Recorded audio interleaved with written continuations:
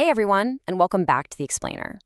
Today, we are looking at a financial milestone that honestly sounds like something straight out of science fiction.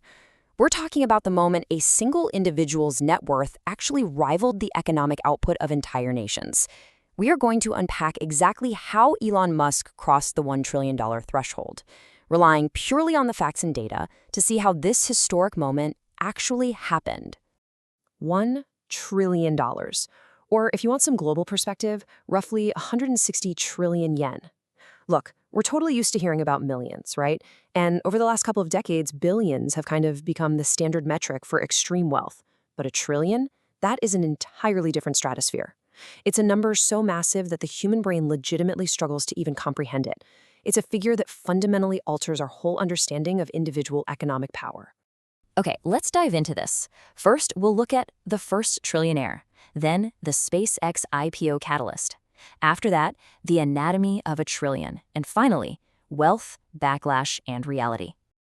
Let's start with Section 1, the first trillionaire, the exclusive club of one. So Forbes and Bloomberg track about 3,350 billionaires worldwide. It's a massive spectrum of wealth. But out of all those thousands of billionaires across the globe, everyone from Jeff Bezos down to Dr. Dre, only one has broken the $1 trillion barrier. It really highlights this unprecedented massive gap between the rest of the world's billionaires and this entirely new exclusive tier of wealth that Elon Musk now occupies alone. Moving right along to Section 2, the SpaceX IPO catalyst, how it happened. Let's move to and see how this builds, because this timeline is remarkably compressed. Back in 2024, Musk's net worth was already crossing the $400 billion mark.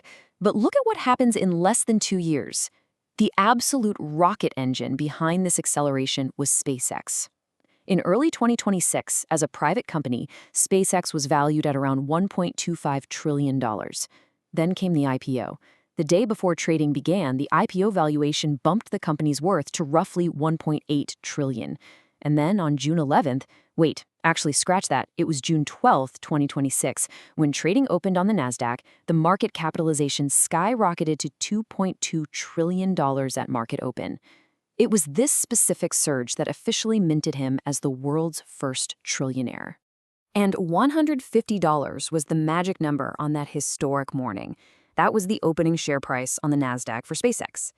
That specific price is what instantly pushed the company's total market capitalization to approximately 350 trillion yen. So it wasn't just a highly successful IPO, it was a literal financial earthquake that just fundamentally rewrote the global wealth rankings in a matter of minutes. That brings us to Section 3, Anatomy of a Trillion, Visualizing the Scale. Now, what's really interesting about this slide is when we contextualize this wealth against other defining figures of the modern tech era, it is completely eye-opening. We're looking at Google co-founders Larry Page and Sergey Brin here, guys who literally built one of the most ubiquitous, profitable companies in human history. Yet Musk's assets are currently more than 3 times larger than either of theirs. Even if other major AI companies eventually go public and mint brand new billionaires, they still aren't projected to come anywhere close to this scale. He's essentially lapping the field of the world's most successful tech founders. But, we also have to ground ourselves in financial reality here. The public expectation when people hear trillionaire is often this cartoonish vault of liquid cash sitting in a checking account somewhere. But the financial reality? Totally different. This wealth is largely made up of illiquid company stock. On top of that, a huge portion of these shares have strict transfer restrictions attached to them, meaning he couldn't just sell them all immediately, even if he wanted to. Plus, Musk has publicly pledged to eventually donate 50% of his total assets to charity. So while the on-paper valuation is a staggering $1 trillion, the functional everyday reality of that wealth is vastly more complex and restricted. Let's turn to our final section, Section 4, Wealth, Backlash, and Reality, the Light and Shadow. Now, as an explainer, our job is to look at the objective facts of public record, and there is no denying this milestone has been met with significant public friction.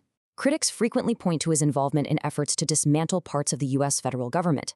On top of that, he faces heavy, sustained backlash from groups accusing his social media platforms of permitting hate speech and discriminatory rhetoric. And this backlash isn't just happening online either. During the week of the IPO, activist groups protesting his wealth literally erected giant papier-mâché statues of Musk right in the middle of Times Square in New York. And this brilliantly illustrates the stark divide between high finance and everyday reality.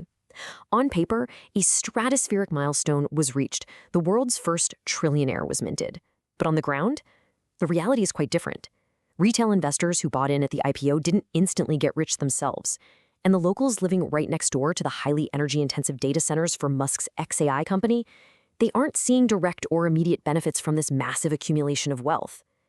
This trillion-dollar milestone is a highly localized event at the very top, not some widely distributed economic boom. So the absolutely crucial point we're left with is this. As long as SpaceX maintains its dominant, near-monopoly grip on the transit business between Earth and space, Elon Musk is going to remain in this completely separate, unprecedented tier of existence. Which leaves us with a profound question to consider.